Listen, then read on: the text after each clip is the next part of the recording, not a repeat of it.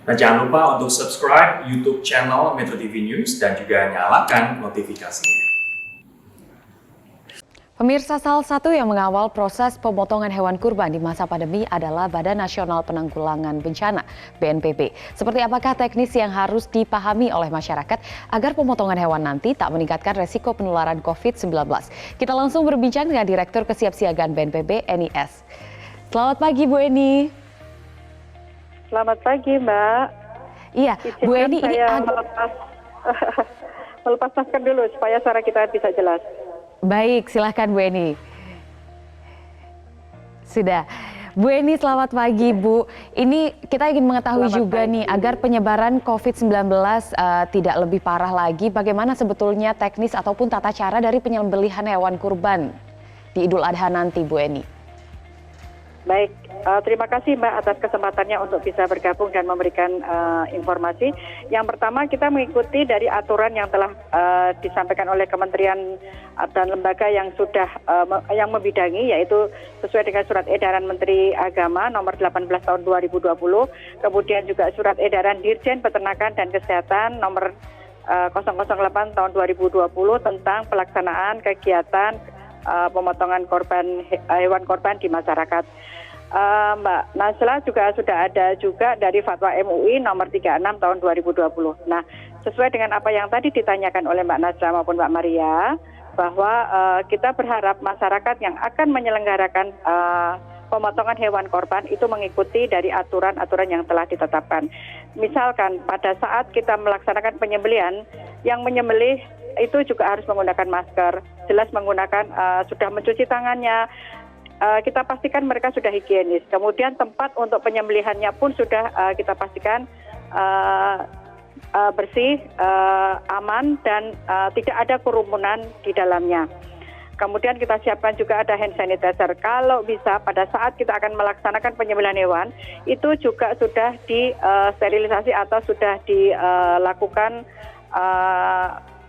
kebersihan melalui penyemprotan disinfektan di lingkungan atau di tempat yang akan diadakan untuk penyembelihan itu, Mbak.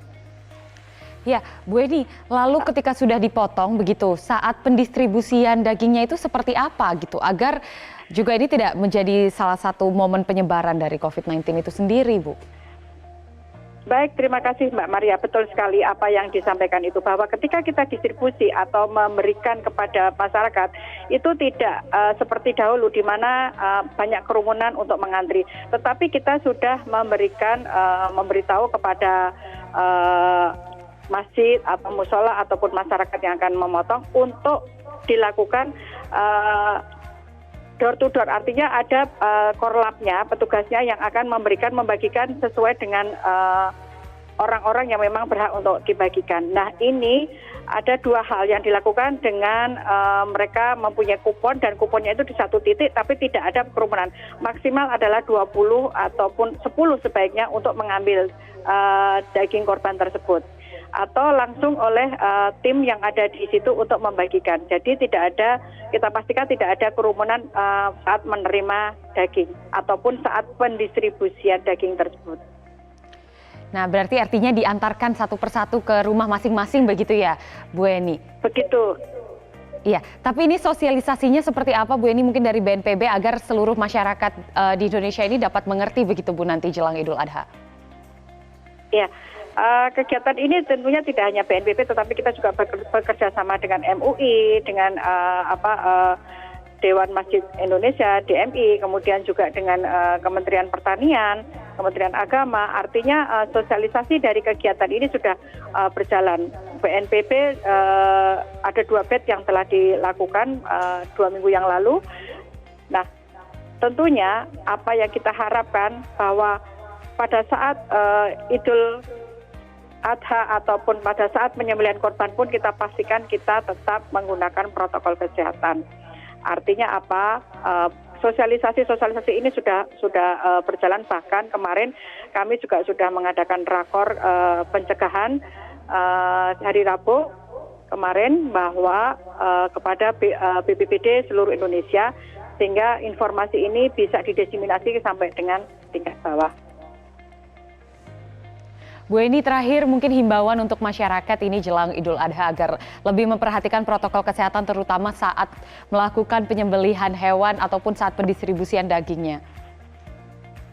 Terima kasih Mbak, betul sekali bahwa pada saat kita menyembelih hewan, kita pastikan bahwa kita telah menyiapkan tempat itu sesuai dengan protokol. Ada tempat cuci tangan, kemudian yang menyembelih maupun yang timnya itu kita pastikan menggunakan lengan panjang, menggunakan alat pelindung, artinya mereka menggunakan sarung tangan, kemudian masker itu sudah kewajiban.